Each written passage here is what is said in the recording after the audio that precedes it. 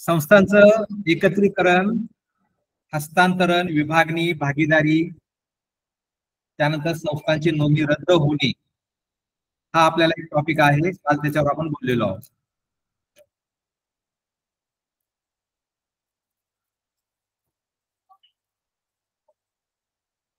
आपला पुढचा मुद्दा आहे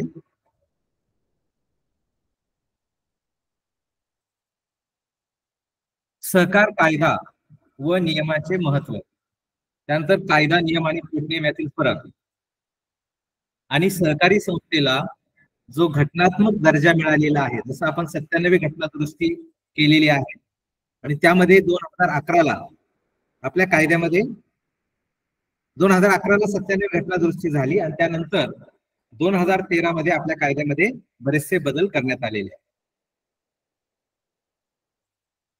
त्यामुळं तो जो बदल झालेला आहे कलम 19 किंवा अनुच्छेद 43 म्हणतो आपण, त्याला कलम म्हणत नाही राज्यघटनेला, तर तो सुद्धा मुद्दा आपल्याला यामध्ये आहे. म्हणजे सहकारी संस्थेला जो घटनात्मक दर्जा मिळालेला आहे तर त्या संबंधी विवेचन करा, असा प्रश्न आपल्याला येऊ शकेल. कोणाच तरी माईक चालू आहे बरं का, त्यामुळे आवाज बरोबर येत नाहीये. माईक बंद करा.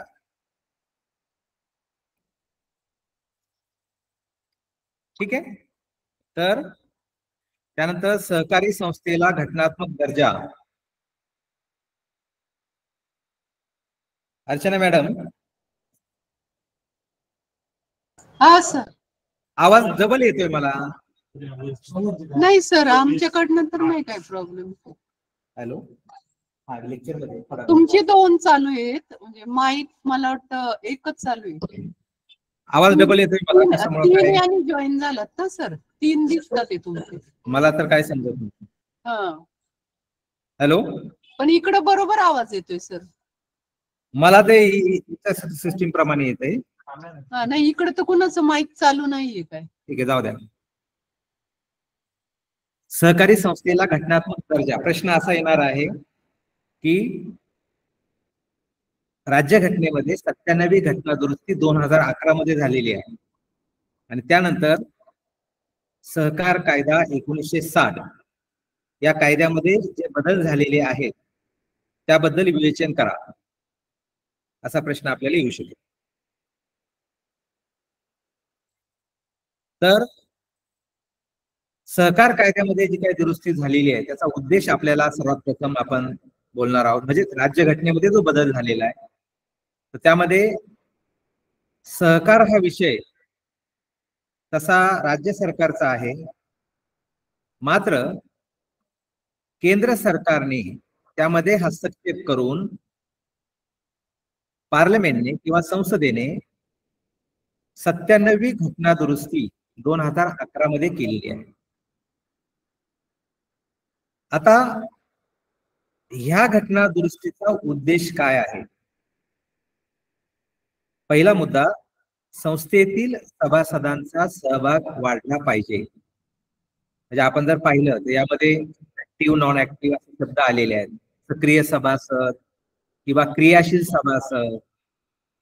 तर हा शब्द जो आहे हा या घटना दुरुस्तीतून आलेला आहे. त्याचा अर्थ असा आहे की सभासदांचा जो सहभाग आहे तो वाढला पाहिजे. दुसरा मुद्दा आहे, व्यवस्थापनामध्ये व्यावसायिकता वाढली पाहिजे. पहा, आपण पाहतोय 97वी घटना दुरुस्ती जी केंद्र सरकारने केलेली आहे आणि त्याचा उद्देश काय आहे? व्यवस्थापनामध्ये व्यावसायिकता वाढली पाहिजे याचा अर्थ प्रोफेशनलिझम आपण म्हणतो की जेव्हा सहकारी संस्थेमध्ये काम केलं जातं तेव्हा त्यामध्ये प्रोफेशनलिझम किंवा व्यावसायिकता आली पाहिजे. उदाहरणार्थ त्यासाठी आपण कलम 24A आणलेला आहे. त्यामध्ये प्रशिक्षण व ते संचालकांना, सेवकांना आणि सभासदांना या तिघांनाही प्रशिक्षण असलं पाहिजे. हा मुद्दा आपल्याला या घटना दुरुस्तीच्या अनुषंगाने पाहायला मिळतो. यानंतर सभासदांचा आर्थिक सहभाग वाढावा यासाठी आपण सहकार कायद्यामध्ये कलम 26 यामध्ये क्रियाशील आणि अक्रियाशील हे तत्व आणलेलं आहे. संस्थेने लोकशाही तत्वाप्रमाणे कामकाज करावे.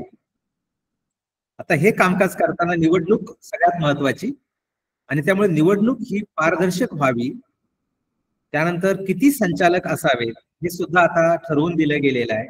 आता 21 संचालक असावेत किंवा एखादा जर वित्त कार्यकारी सोसायटीला संचालक असेल तर तो दुसऱ्या वित्त कार्यकारी सोसायटीला संचालक होणार नाही. म्हणजे जेणेकरून लोकांच्या हितासाठी आणि लोकशाही तत्वाप्रमाणे सहकारी संस्थांचं कामकाज व्हावं असा केंद्र सरकारचा हेतू त्या काळामध्ये होता.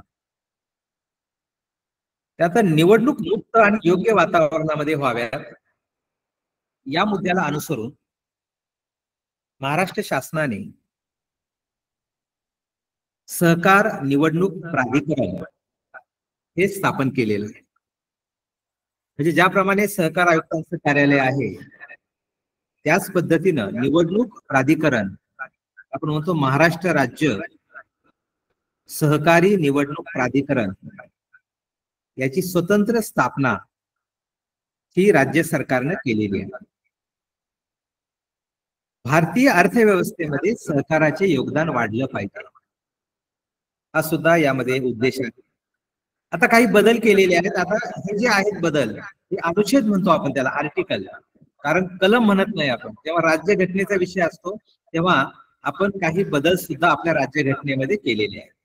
आता ते फारसे आपल्याला परीक्षेला उपयोगाचे नाहीत, मात्र यामध्ये राज्यघटनेमध्ये सहकाराच्या दृष्टीने काय शब्द आलेत याची आपल्याला थोडीशी माहिती असावी. लोकशाही नियंत्रण शब्द आलेला आहे. सभासदांचा आर्थिक सहभाग वाढला पाहिजे. संस्थेचं स्वायत्त कार्य वाढलं पाहिजे. त्यानंतर संचालकांची कमाल संख्या 21 पेक्षा जास्त नसावी हा मुद्दा यामध्ये आणलेला आहे. आता 21+2 वेगळे तज्ञ संचालक असावेत, तर आपण एक्सपर्ट डायरेक्टर म्हणतो. आता तज्ञ संचालक कोणत्या क्षेत्रातले असावेत हे सुद्धा कायद्यानं स्पष्ट केले. म्हणजे निवडणुकीमध्ये खपला नाही म्हणून त्याला तज्ञ केला तर तो उद्देश तज्ञ संचालकांचा नाहीये. आता समजा तज्ञ संचालक म्हणजे काय की त्यानं कायदा, त्यानंतर त्याला आपण चार्टर्ड अकाउंटंट म्हणतो, म्हणजे अकाउंटिंग किंवा ऑडिटिंग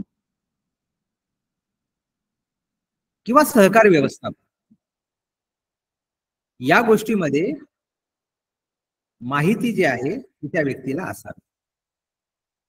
आणि त्यामुळं 21+2 आपल्याला तज्ञ संचालक घेता येतील आणि एक कार्यलक्ष संचालक असावा, त्याला आपण म्हणतो फंक्शनल डायरेक्टर. आणि सध्या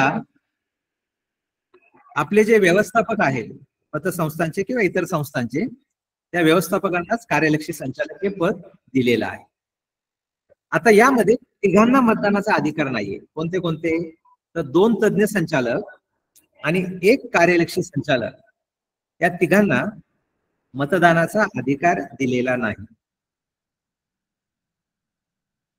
त्यानंतर निवडणुका वेळच्या वेळी झाल्या पाहिजेत असं अनुच्छेद 243 मध्ये म्हटलेलं आहे. आता अगदीच आपल्याला परीक्षेला अनुच्छेद शब्द आठवला नाही तर ऐनवेळी आपण कलम शब्द वापरू शकता, कारण आपण काय लगेच कायद्याचे विद्यार्थी वगैरे मध्ये शब्द आठवतील असं नाहीये. त्यामुळं अनुच्छेद किंवा कलम आपल्या भाषेमध्ये 243 जे आहे हे असं सांगतं की सहकारी संस्थांच्या निवडणुका या पंचवार्षिक निवडणुका वेळेमध्ये झाल्या पाहिजेत. आणि मग याला अनुसरून त्यांनी ही सूचना केली केंद्र सरकारने की प्रत्येक राज्याने स्वतंत्र निवडणूक प्राधिकरण स्थापन केलं पाहिजे. आता याला अनुसरून महाराष्ट्र राज्य सहकारी निवडणूक प्राधिकरण हे स्वतंत्र आपण स्थापन केले. त्यानंतर पुढचं कलम 243 जर एखाद्या संस्थेने राज्य किंवा केंद्र शासनाकडून कोणत्याही प्रकारचे अनुदान किंवा कर्ज किंवा कोणत्याही प्रकारची वित्तीय सहाय्य घेतलेले नसेल तर अशा संस्थेचे संचालक मंडळ 6 महिन्यापेक्षा जास्त काळपर्यंत निलंबित करता येणार नाही. म्हणजे पूर्वी जर आपण पाहिलं तर बऱ्याचदा संचालक मंडळानं चुकीचं काम केलेलं आहे म्हणून संचालक मंडळाला बरखास्त करून त्यामध्ये प्रशासक बसवले जात होते. आता मात्र इथं स्पष्ट सूचना दिलेली आहे की जर एखाद्या संस्थेने शासनाचं, मग ते केंद्र सरकार असेल किंवा राज्य सरकार असेल, कुठल्याही प्रकारचं अनुदान घेतलं नसेल, शासनाकडून कर्ज घेतलेलं नसेल, शासनाने त्यांची भाग खरेदी केलेली नसेल किंवा कोणतंही वित्तीय सहाय्य जर घेतलेलं नसेल तर अशा संस्थेचं संचालक मंडळ 6 महिन्यापेक्षा जास्त कालावधीपर्यंत सस्पेंड किंवा निलंबित करता येणार नाही. 243 मध्ये सहकारी संस्थेनं वैधानिक लेखापरीक्षकाची नियुक्ती त्यांच्या वार्षिक सभेमध्ये केली पाहिजे. याचा अर्थ पूर्वी जे काही शासनाच्या वैधानिक लेखापरीक्षकांचं प्रभाव म्हणूयात आपण, तो सहकारी संस्थांवर होता, तो कुठेतरी बाजूला सारून एक व्यावसायिक प्रतिनिधी म्हणूयात आपण किंवा चार्टर्ड अकाउंटंट अशा पद्धतीनं जे वैधानिक लेखापरीक्षक आहेत, संचालकांना जे योग्य वाटतील, वार्षिक सभेला जे योग्य वाटतील असे वैधानिक लेखापरीक्षक यापुढं वार्षिक सभेच्या माध्यमातून वार्षिक सभा अशा वैधानिक किंवा स्टॅट्युटरी ऑडिटरची नियुक्ती करणार आहे. आता यासाठी आपल्या राज्य सरकारनं एक स्वतंत्र पॅनल बनवलेला आहे. त्यासाठी नियम 69 मध्ये आपण बदल केलेले आहेत. कलम 81 मध्ये आपण लेखापरीक्षकांची वर्गवारी केलेली आहे. वर्ग 1, वर्ग 2, वर्ग 3, वर्ग 4 अशा पद्धतीनं स्वतंत्र वर्गवारी आपल्याकडे केलेली आहे. उदाहरणार्थ चार्टर्ड अकाउंटंट असतील ते अ वर्गामध्ये आहे, कॉस्ट अकाउंटंट असतील ते अ वर्गामध्ये दिलेले आहे. त्यानंतर ज्यांना 10 वर्षाचा लेखापरीक्षणाचा अनुभव आहे ते ब वर्गामध्ये दिलेले आहे.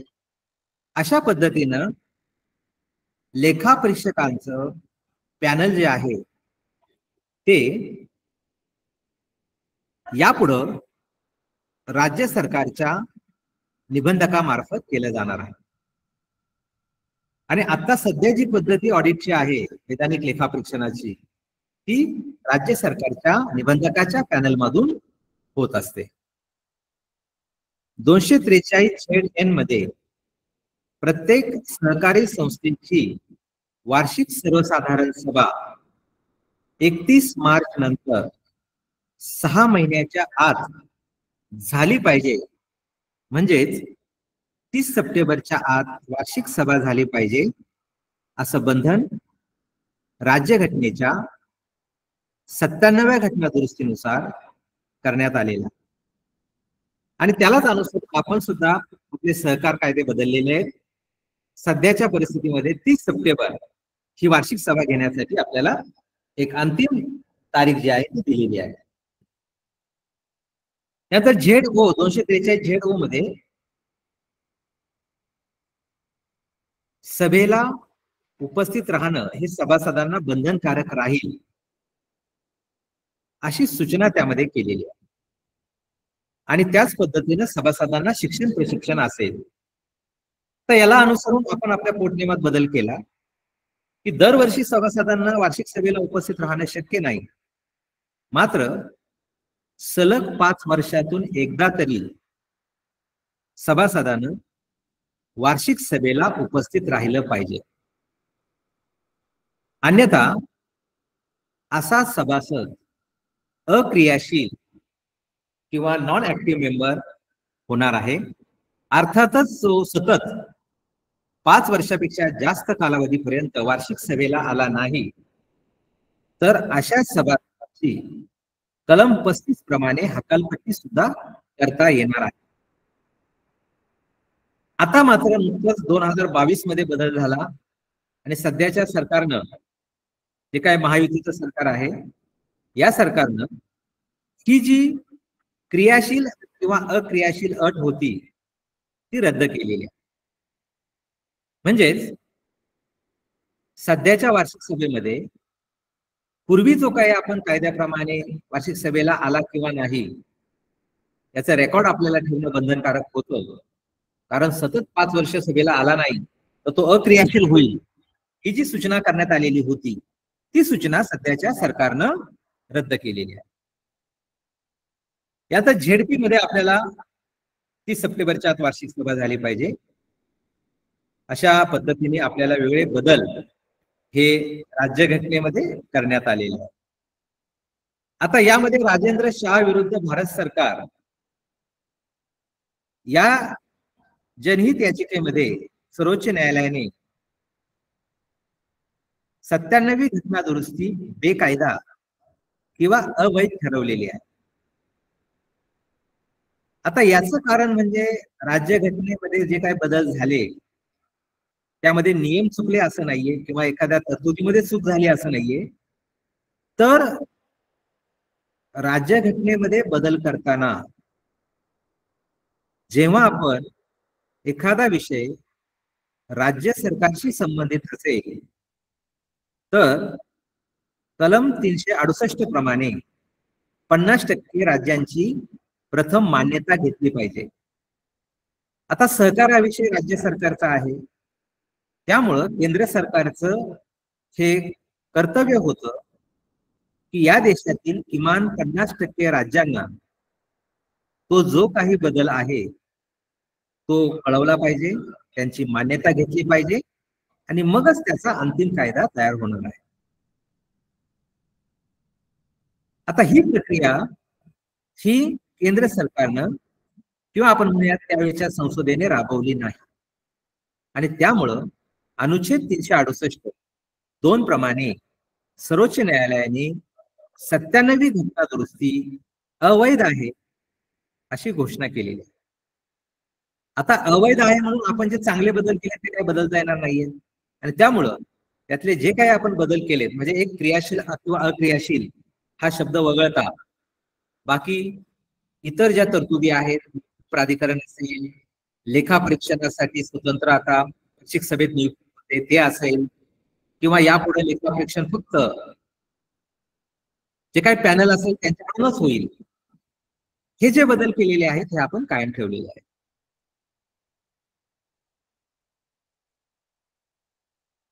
आता या 97व्या घटना दुरुस्तीला अनुसरून आपण सहकार कायदा 1960 मध्ये काही महत्वपूर्ण बदल केलेले आहेत. म्हणजे आपल्याला हा प्रश्न येणार आहे आपल्या परीक्षेसाठी की केंद्र सरकारने 97वी घटना दुरुस्ती 2011 मध्ये केली, त्याला अनुसरून महाराष्ट्र राज्य सहकारी संस्था अधिनियम 1960 या कायद्यामध्ये झालेले महत्वाचे बदल नमूद करा. आणि एक मोठा प्रश्न यावर येणार आहे, कारण का की अतिशय महत्वाचे बदल 2013 मध्ये या घटना दुरुस्तीच्या माध्यमातून आपल्या कायद्यामध्ये झालेले आहेत. आता 14 फेब्रुवारी 2013 आपला सहकार कायदा हा बऱ्याच अंशी महत्वपूर्ण बदलांसह पुढे येतो आणि त्यामध्ये महत्वाचे बदल काय आहेत.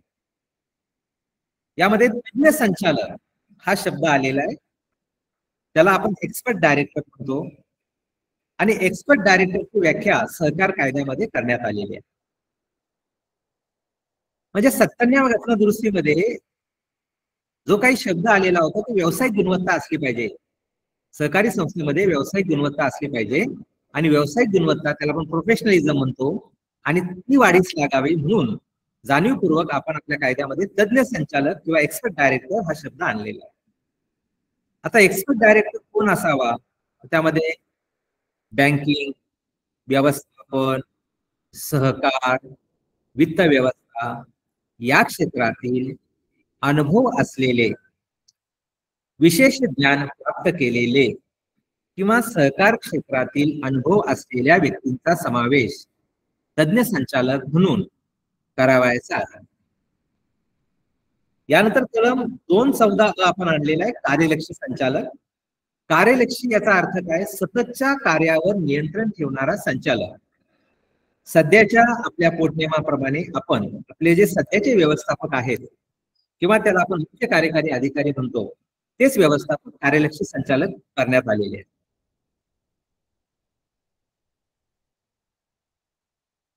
यानंतर अधिकारी पदाची व्याख्या आपण बदललेली आहे. त्यामध्ये सर्व संचालक मंडळ व्यवस्थापक हे आपण अधिकारी केलेले आहेत. सहकारी संस्थेच्या व्याख्येमध्ये आपण बदल केलाय आणि त्यामध्ये एक शब्द आपण स्वायत्त संस्था असा शब्द आणलेला आहे. हा आपल्या कायद्यातला 2014चा बदल आहे. त्यानंतर सहकार कायद्यामध्ये आपण निवडणूक प्राधिकरण स्थापन केलेलं आहे. राज्य शासनामार्फत सर्व प्रकारच्या सहकारी संस्थांच्या निवडणुका ह्या पारदर्शक पद्धतीने आणि जबाबदारीने वेळच्या वेळी पूर्ण कराव्यात आणि निवडणुकीच्या कामकाजामध्ये पारदर्शकता असावी ही जी सूचना संसदेने घटना दुरुस्ती मार्फत केलेली होती ती सूचना आपण प्रत्यक्ष अंमलबजावणी करण्यासाठी सहकार कायद्याच्या कलम 73 क ब यामध्ये स्वतंत्र महाराष्ट्र राज्य सहकारी निवडणूक प्राधिकरण याची स्थापना केली. आता या प्राधिकरणासाठी सहकार आयुक्तांप्रमाणे त्यांच्याच दर्जाचा एवढ्याच दर्जाचा एक स्वतंत्र अधिकारी सुद्धा आपण नियुक्त केलेला आहे. पुण्यामध्ये ते ऑफिस आहे आणि सर्व प्रकारच्या संस्थांच्या निवडणुका घेण्यासाठी ती जबाबदारी त्यांच्यावर देण्यात आली. आता यामध्ये सहकारी संस्थांच्या निवडणुका आल्या की मतदार याद्या आल्या की त्यांचं परीक्षण आलं आणि त्यामुळं सगळं कामकाज जे आहे ते निवडणूक प्राधिकरणाकडे देण्यात आले. त्यानंतर एक मुद्दा यामध्ये आला की निबंधकांना पोटनियमात जर बदल करायचे असतील तर निबंधकांनी त्या संस्थेच्या महासंघाशी चर्चा केली पाहिजे.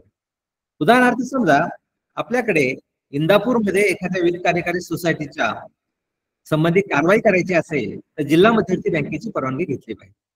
म्हणजे जिल्हा मध्यवर्ती बँका ह्या वित्त कार्यकारी सोसायटीच्या महासंघ मानल्या जातात आणि त्यामुळं कोणत्याही उदाहरणार्थ नागरी संस्था असेल किंवा जिल्हा फेडरेशन आहे किंवा राज्य फेडरेशन आहे यांची परवानगी आपण घेतली पाहिजे.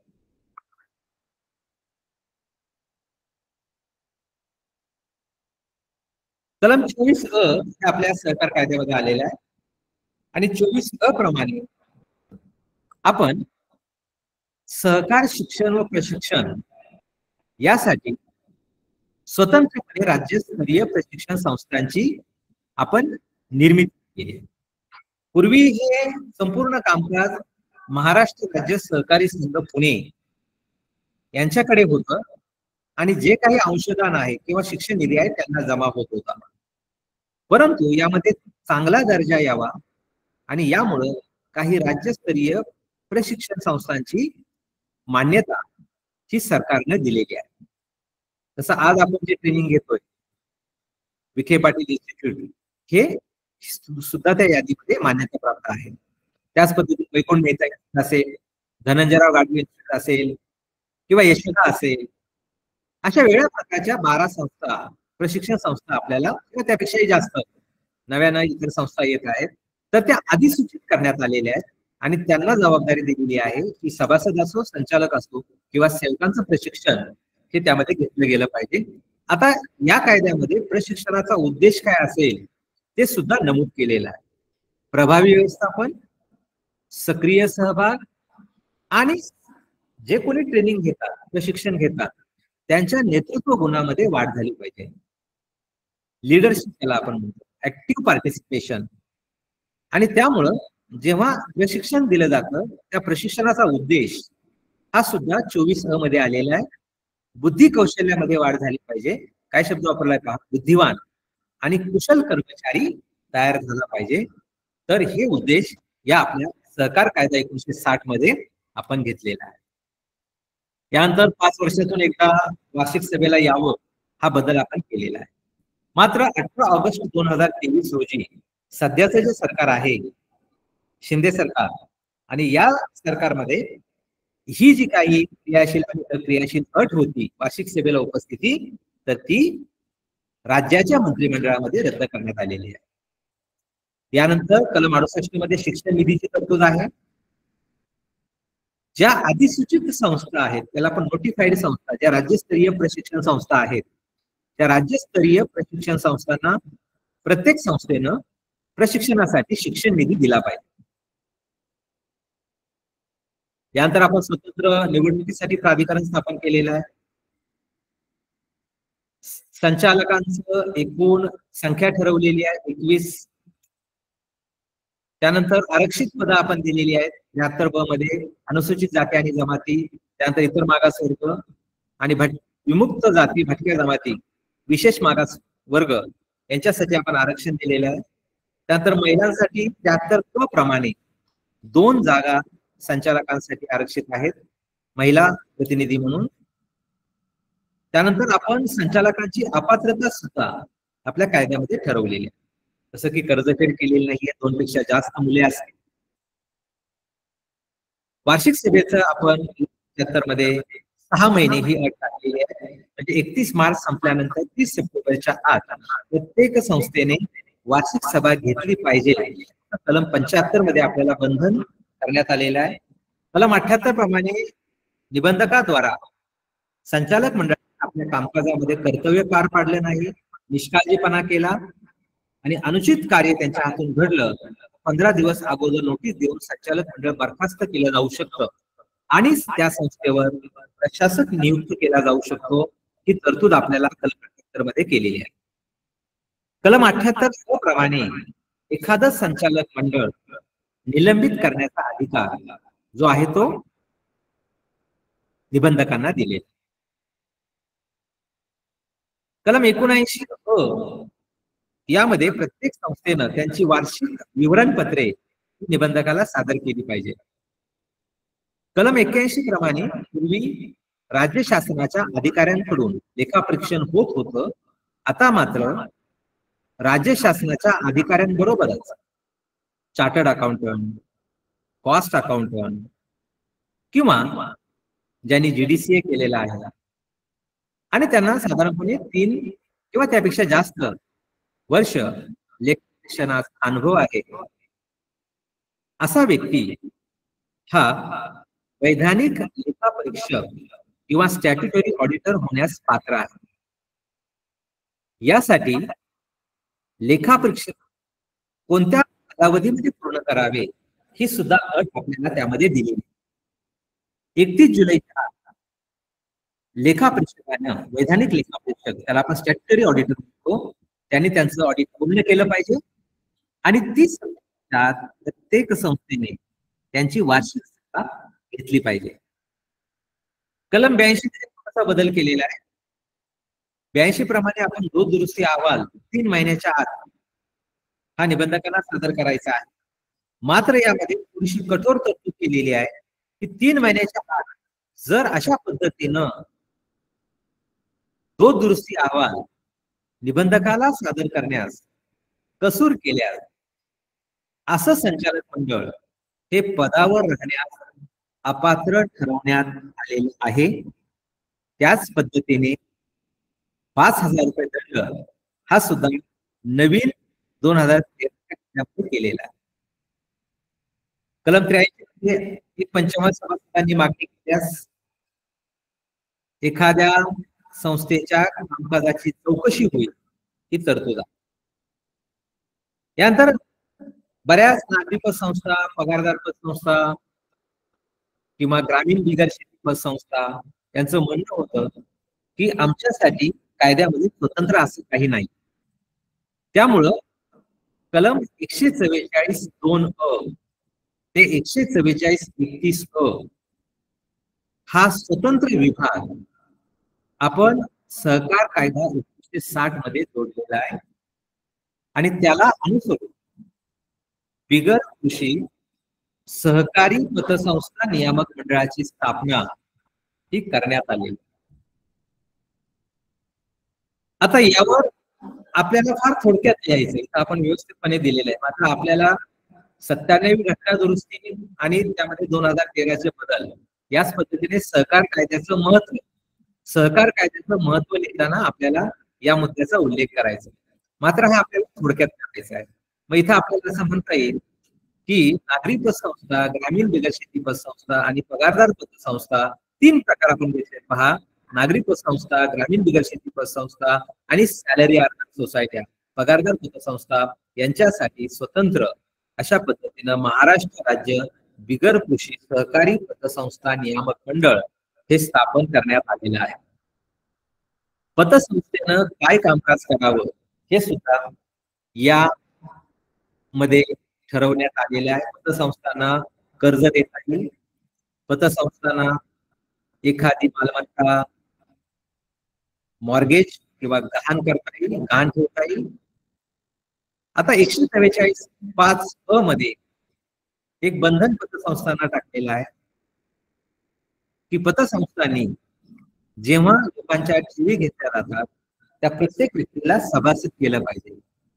मग ते दैनंदिन ठेव असो किंवा पगारदार पतसंस्थांमध्ये एखाद्या सभासदाची ठेव असो किंवा नागरिकत्व मध्ये असो, तर ज्याच्याशी कुणाशी व्यवहार करायचे आहेत. आता ही अट आपल्या जिल्हा बँकांना लागू नाहीये, ही अट नागरी बँकांना पण लागू नाहीये. आता आपण जे 144 बोलतोय हे फक्त 3 प्रकारच्या संस्थांना लागू आहे. एक आहे नागरी पतसंस्था, दुसरा आहे ग्रामीण भागामध्ये असणाऱ्या ग्रामीण विकसित पतसंस्था, आणि तिसरा आहे कायमस्वरूपी पगार देणाऱ्या नोकरांच्या पगारदार पतसंस्था. या 3 प्रकारच्या संस्थांसाठी कलम 144 यामध्ये बदल करून कलम 144(1)(अ) तर 31(अ) ही कलम आपण आणलेली आहे. आता इथं पतसंस्थांना बंधन ठेवलेलं आहे की त्यांनी कुठल्याही प्रकारे ठेवी स्वीकारताना प्रत्येक व्यक्तीला सभासद केलं पाहिजे. उदाहरणार्थ नागरी पतसंस्था असेल किंवा ग्रामीण बिगर शेती तर किमान 100 रुपयाचा एक भाग तरी त्या सभासदानं खरेदी केला पाहिजे. किंवा पगारदार पतसंस्था असेल तर पगारदार पतसंस्थेला एका भागाची किंमत 500 रुपये, म्हणजे किमान एक भागाची खरेदी त्या पतसंस्थेनं केली पाहिजे किंवा त्या सभासदानं केली पाहिजे. त्यानंतर पतसंस्थांना व्यापारास प्रतिबंध केलेला आहे. जसं एखादी कृषी उत्पन्न बाजार समिती किंवा खरेदी विक्री संघ वस्तू किंवा माल खरेदी करणं विकणं असे व्यवहार पतसंस्थांना करता येणार नाही. यानंतर 7(अ) जी तरतूद केलेली आहे जाणीवपूर्वक केलेली आहे. बऱ्याचदा पतसंस्था मोठ्या प्रमाणावर स्थावर आणि मालमत्ता खरेदी करतात असं आपल्याला दिसलेलं आहे. तेव्हा 7(अ) स्पष्ट सांगतं की पतसंस्थेने जेवढी त्यांना आवश्यक मालमत्ता आहे, ती जमीन असो किंवा इमारत असो, आवश्यक तेवढीच मालमत्ता पतसंस्थेने धारण केली पाहिजे आणि उरलेल्या मालमत्तेची विल्हेवाट लावली पाहिजे. आता अशा पद्धतीची तरतूद नागरी बँकांना सुद्धा करण्यात आलेली आहे. जसं आपण जर पाहिलं बँकिंग विनिमय कायदा 1949, तर हे बंधन आपल्या ज्या अर्बन कोऑपरेटिव्ह बँक आहेत यांना सुद्धा दिलेलं आहे. मात्र तिथं 10 वर्षाचा शब्द आलेला आणि त्यामुळं पतसंस्थांनी जेवढी आवश्यक आहे तेवढीच मालमत्ता त्यांच्याकडे धारण करावी हा याचा उद्देश आहे. 144(8)(अ) प्रमाणे पतसंस्थेचा व्यवस्थापन खर्च किती असावा, तर तो एकूण त्यांच्या ताळेबंदाच्या बेरजेच्या 2% पेक्षा जास्त नसावा हा शब्द 144(8)(अ) मध्ये टाकण्यात आला. त्यानंतर अतिशय महत्वाची तरतूद आलेली आहे 144(9)(अ) प्रमाणे प्रत्येक संस्थेने, जसं आपल्या जिल्हा बँकांना सुद्धा किंवा नागरी बँकांना सुद्धा CRR असतो का, म्हणजे एकूण ठेवीच्या काही प्रमाणामध्ये रक्कम आपल्याला कॅश इन हँड रोख शिल्लकीमध्ये आणि बँकेच्या करंट अकाउंट मध्ये किंवा बँकेच्या चालू ठेव खात्यामध्ये ठेवावी लागते. आता ही तरतूद CRR ची तरतूद 144(9)(अ) मध्ये करण्यात आलेली आहे.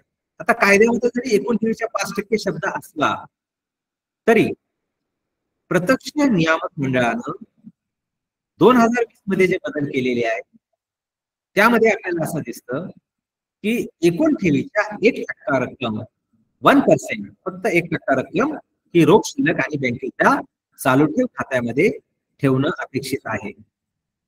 यानंतर 144(10)(अ) मध्ये जो बदल झालेला आहे त्यामध्ये कायदेशीर तरलता SLR स्टॅट्युटरी लिक्विडिटी रेशो एकूण ठेवीच्या 25% एवढी रक्कम पतसंस्था म्हणजेच ग्रामीण बिगर शेती, नागरी सहकारी पतसंस्था किंवा पगारदार पतसंस्था यांनी एकूण ठेवीच्या 25% रक्कम ही स्वतंत्रपणे योग्य अशा संस्थांमध्ये, आपण म्हणतो राज्य सहकारी बँक किंवा ज्या जिल्हा मध्यवर्ती बँकेला अ वर्ग आहे त्या जिल्हा मध्यवर्ती बँकेमध्ये, किंवा तिसरा मुद्दा येतो जर त्यांना वाटलं राष्ट्रीयकृत बँकामध्ये ठेवायचं आहे किंवा शेड्यूल बँका असतात, जनता बँक असेल किंवा कॉसमॉस बँक असेल, मात्र त्यासाठी सहकार खात्याच्या निबंधकांची परवानगी घ्यावी लागेल आणि मग आपल्याला या बँकांमध्ये एकूण ठेवीच्या 5% रक्कम ठेवता येईल. म्हणजे कलम 70 जे आपल्या कायद्यामध्ये आहे, गुंतवणूक कोठे करावी, त्यामध्ये राज्य सहकारी बँक, त्यानंतर जिल्हा मध्यवर्ती बँक, ज्या जिल्हा मध्यवर्ती बँकेला सतत 3 वर्ष अवर्ग आहे.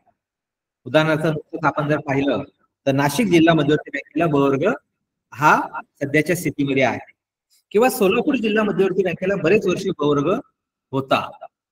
यामुळं जरी आपल्याला राज्य सहकारी बँक किंवा जिल्हा मध्यवर्ती बँकेमध्ये आपला निधी किंवा ठेवी ठेवायच्या असतील तरी त्या बँकांना सुद्धा अ वर्ग असणं आवश्यक आहे. मात्र जर एखाद्या जिल्हा बँकेला ब वर्ग असेल तर मग आपण इतर बँकांचा विचार करू शकता. राष्ट्रीयकृत बँका, bank of Maharashtra, bank of Baroda, bank of India, अशा पद्धतीच्या राष्ट्रीयकृत बँकांमध्ये पैसे ठेवायचे असल्यास आपण निबंधकांची परवानगी घ्यावी. मात्र त्याला अट आहे एकूण ठेवीच्या 5%.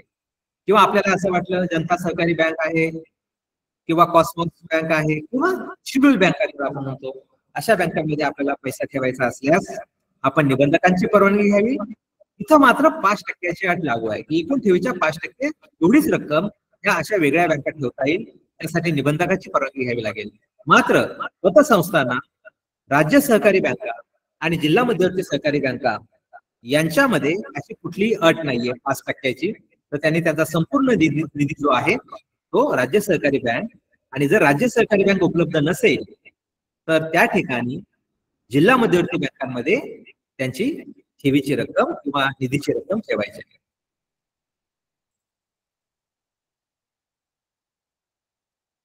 आता नियामक मंडळाची रचना 14 आपल्याला दिलेली आहे की ज्यामध्ये काही सहकारी संस्थांचे प्रतिनिधी आहेत चालक म्हणून, त्यानंतर जे आयुक्त असतात निबंधक त्यांना अध्यक्ष केलेला आहे, त्यानंतर काही बँकांचे की ज्या राज्यस्तरीय बँका आहेत ते उपमहाव्यवस्थापक पेक्षा कमी दर्जाचे नाही असे 2 सेवानिवृत्त अधिकारी संचालक म्हणून केलेले आहेत. त्यानंतर महाराष्ट्र शासनाच्या सचिव दर्जाचा एक अधिकारी यामध्ये सचिव म्हणून दिलेला आहे. आणि अशा पद्धतीनं एक स्वतंत्र एक संचालक मंडळ हे या नियामक मंडळाच्या नियंत्रणासाठी ठेवण्यात आले.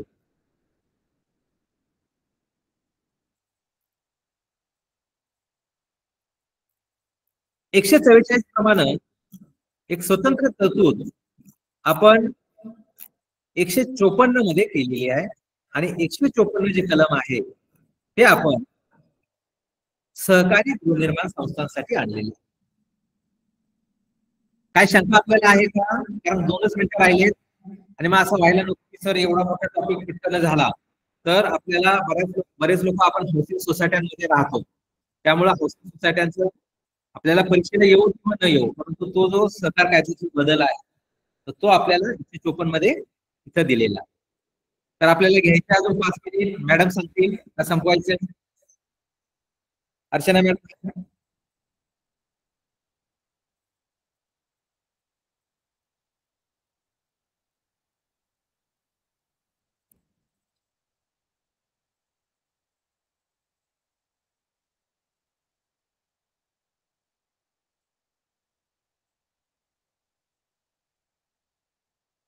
काही शंका आहे का तुम्हाला याच्यात आतापर्यंत बोललो त्याच्यात?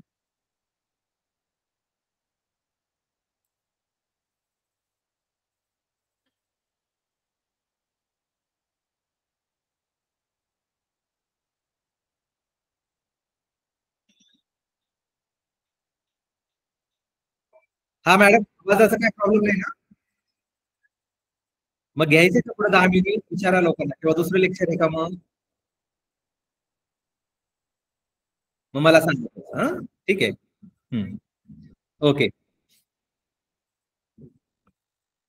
154, जसं आपण 144 कलम हे स्वतंत्रपणे पतसंस्थांसाठी आणलेले आहे, तशाच पद्धतीने 154 हे कलम हाऊसिंग सोसायटी आहे, त्याला आपण सहकारी गृहनिर्माण सहकारी संस्था म्हणतो, यांच्यासाठी आणलेले.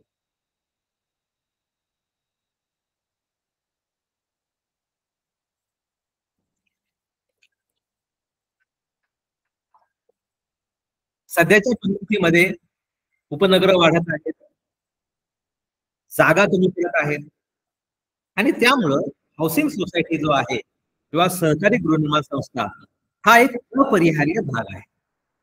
यापुढं आपल्याला शहरामध्ये किंवा उपनगरांमध्ये जास्तीत जास्त गृहनिर्माण संस्था ह्या स्थापन झालेल्या दिसतील आणि त्यामध्ये लोक राहण्यासाठी जाणार आहेत. आणि त्यामुळे हाऊसिंग सोसायट्यांसाठी सुद्धा काहीतरी नियोजन असावं. जसं आपण 97वी घटना दुरुस्ती केली 2011 मध्ये, त्यानंतर 2013 मध्ये मूळ कायद्यात बदल केला, 144 कलम आपण 2017 मध्ये आणलं, आणि आपण संस्थांसाठी वेगळा विभाग केला. आणि मग तशाच पद्धतीनं आपल्या ज्या हाऊसिंग सोसायटी आहेत, सहकारी गृहनिर्माण संस्था, यांच्यासाठी सुद्धा स्वतंत्र विभाग असावा अशी लोकांची मागणी होती. आणि त्याला अनुसरून 154 ब 1 ते 31 ही कलम आपण गृहनिर्माण संस्थांसाठी बनवलेली आहे. आपल्याला प्रश्न येणार आहे की सहकार कायद्याचं महत्व नमूद करा, किंवा सहकार कायद्यातील महत्वाच्या तरतुदी नमूद करा, किंवा सहकार कायद्याची वैशिष्ट्य नमूद करा, किंवा 97वी घटना दुरुस्ती आणि सहकार कायद्यात झालेले बदल, असा जर आपल्याला प्रश्न आला तर त्याला अनुसरून आपण 144 आणि 154 ही दोन्ही कलम आपल्याला मांडावी लागतील. आता यामध्ये आपल्याला आपल्यासाठी जे महत्वाचं आहे त्यामध्ये लेखापरीक्षक हे पॅनल मधून, जे पॅनल हे राज्य सरकारचा असेल त्या राज्य सरकारच्या पॅनल मधून लेखापरीक्षक निवडले जाणार आहे. यामध्ये सहकारी संस्थांची नोंदणी करताना किमान 5 व्यक्ती, हे जर आपण इतर संस्थांच्या बाबतीत पाहिलं तर 10 व्यक्ती एकत्र आल्या पाहिजेत. मात्र गृहनिर्माण संस्थांसाठी एक स्वतंत्र तरतूद करण्यात आलेली आहे. आणि जरी एखाद्या गृहनिर्माण संस्थेचे फक्त 5च फ्लॅट देण्यात आलेले, म्हणजे एखाद्या बिल्डरनं सुद्धा 50 फ्लॅट बांधलेले आहेत आणि त्यापैकी त्यानं 5 जरी फ्लॅट विकले तरी ते 5 जे त्या फ्लॅटचे मालक आहेत किंवा ज्याला आपण खरेदीदार म्हणतो त्यांचा एक हक्क सुरू होतो आणि पुढे ते सहकारी गृहनिर्माण संस्थेची स्थापना करू शकतात.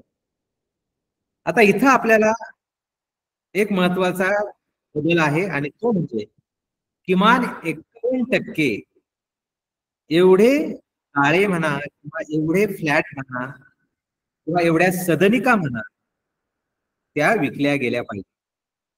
51% याचा अर्थ काय बघा, समजा आपण 100 फ्लॅट एक गृहनिर्माण संस्था बांधलेली आहे, मग 51 फ्लॅट जर आपण सेल अग्रीमेंटने खरेदीदाराला सेल डीड द्वारे विकलेली असतील तर मग आपण जे सभासद आहेत एकत्र येऊन त्यांची स्वतंत्र अशी गृहनिर्माण संस्था स्थापन करू शकतात. आणि ही तरतूद यामध्ये आहे. पहिली गोष्ट म्हणजे कमीत कमी 5 व्यक्ती एकत्र येऊन सभासद संस्था स्थापन करू शकतात. हे जर आपण पतसंस्थेमध्ये गेलात तर 10 तरी कमीत कमी सभासद असावेत. मात्र हाऊसिंग सोसायटीला तो अपवाद आहे. त्यानंतर एकूण एखाद्या फ्लॅटमध्ये किंवा एखाद्या संस्थेमध्ये एखाद्या बिल्डरनं समजा 20 फ्लॅट बांधलेले आहेत, मग त्याच्या 51% मध्ये किती होईल, तर कमीत कमी 11 फ्लॅट जरी विकले गेले तरी ते 11 लोक एकत्र येऊन एखादी हाऊसिंग सोसायटी स्थापन करू शकतात. त्यानंतर आपल्या सहकार गृहनिर्माण संस्थेमध्ये भाडेकरू मालकी गृहनिर्माण संस्था असा शब्द आलेला आहे. म्हणजे इथं कायदा असं सांगतो की जरी आपण 70 लाखाचा एखादा फ्लॅट खरेदी केला तरी आपण त्याचे मालक नाहीये, मग आपण भाडेकरू आहोत. कुणाचे भाडे करू आहोत आपण? तर त्या हाऊसिंग सोसायटीचे आपण भाडे करू आहोत.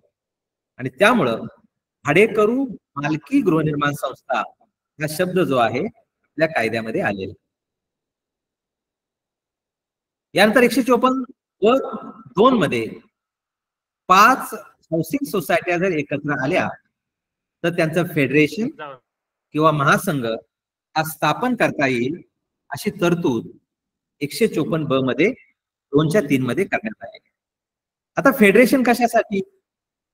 की समजा सहकारी संस्थांच्या दैनंदिन कामकाजामध्ये ज्या अडचणी येतात आणि बऱ्याचदा निबंधक हे संस्थेवर कारवाई करतात, तर निबंधकांना एक बंधन दिलेलं आहे की त्यांनी त्या फेडरेशनला विचारात घेतल्याशिवाय किंवा फेडरेशनची विचारविनिमय केल्याशिवाय, पूर्व चर्चा केल्याशिवाय कुठल्याही सहकारी संस्थेवर कारवाई करता येणार नाही.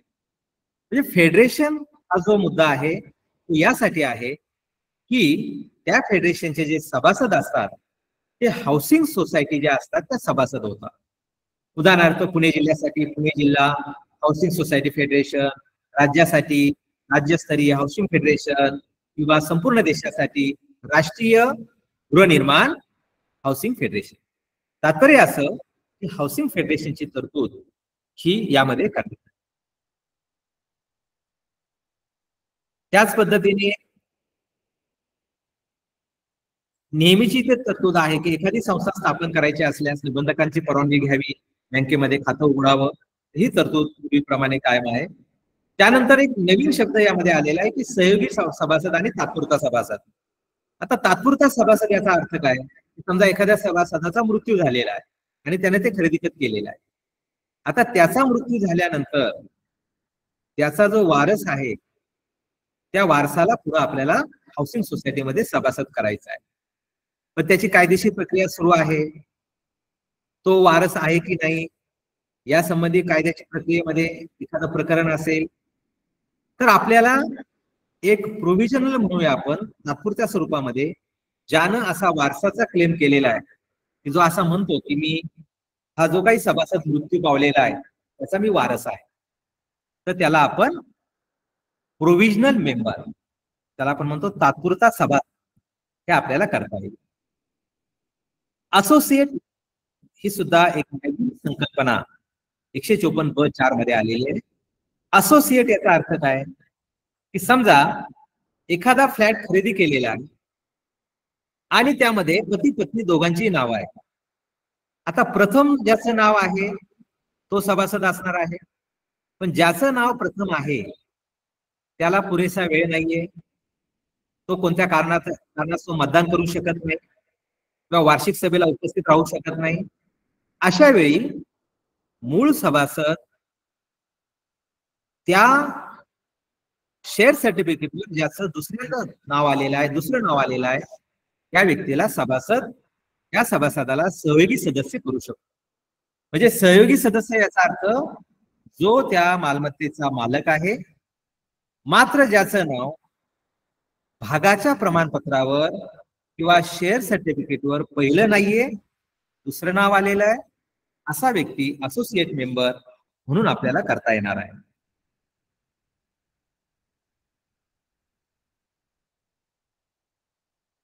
त्यानंतर शिक्षण प्रशिक्षण, जसं आपण 24(अ) सहकार कायदा 1960 मध्ये पाहिलं तशाच पद्धतीनं 154(ब)(6) मध्ये अशा संस्थांनी, हाऊसिंग सोसायट्यांनी प्रशिक्षण घेणं बंधनकारक केलेलं आहे.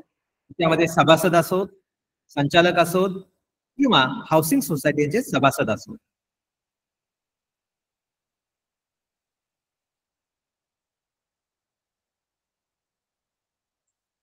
कलम 32 जर आपण सहकार कायद्याचा पाहिला तर त्यामध्ये सभासदांना पूर्ण अधिकार दिलेला आहे. ते कार्यालयीन वेळेमध्ये संस्थेमध्ये जाऊ शकतात आणि जे कायद्यामध्ये तरतूद आहेत ते रेकॉर्ड तपासू शकतात. जसं की लेखापरीक्षण अहवाल, संचालक मंडळाची यादी, त्यानंतर प्रोसिडिंग बुक असेल किंवा त्या सभासदानं त्याच्या खात्याचे व्यवहार हे त्याला तपासता येतील. आणि तीच तरतूद इथे सुद्धा मान्य केलेली आहे.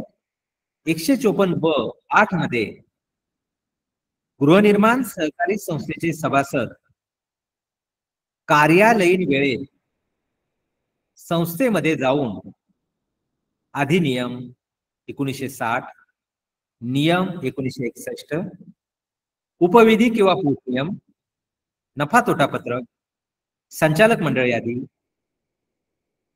त्यानंतर सभा वृत्तांत आणि त्या सभासदाचे व्यवहार ज्या पुस्तकामध्ये किंवा रेकॉर्डमध्ये नोंदलेले आहेत ते रेकॉर्ड त्या सभासदाला बघता येईल आणि ते विनामूल्य शब्द आलेला आहे, मोफत तपासण्याचा अधिकार त्या सभासदाला दिलेला आहे. 154 ब प्रमाणे एखाद्या सदस्याला गृहनिर्माण संस्थेमधून काढून टाकण्याचा अधिकार हा वार्षिक सभेला दिलेला आहे. म्हणजे जरी आपण 70 लाखाचा फ्लॅट घेतला किंवा 2 कोटीचा फ्लॅट घेतला तरी आपण त्याचे मालक नाहीये. मालक कोण आहे? तर मालक ही हाऊसिंग सोसायटी आहे. आणि त्यामुळे जर एखाद्या सभासदाने कायदा, नियम, पोटनियम किंवा संस्थेच्या हिताला बाधा आणण्याचं एखादं कार्य केलेलं असेल तर अशा वेळी वार्षिक सभेमध्ये 30 दिवस अगोदर नोटीस देऊन त्या सभासदाला बोलावलं जातं.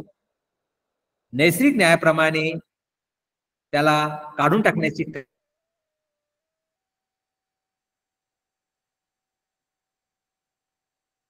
कारण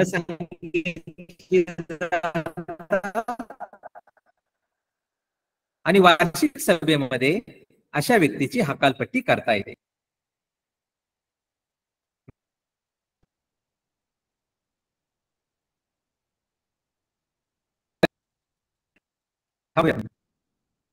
हो चालेल. ते मला वाटतं ते चार्जिंगचं काहीतरी असेल त्यामुळे तो आवाज डबल येतो.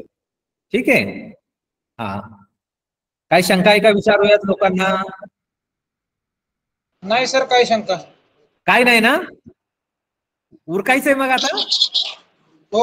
शंका काहीच नाही ना? नाही. ठीक आहे.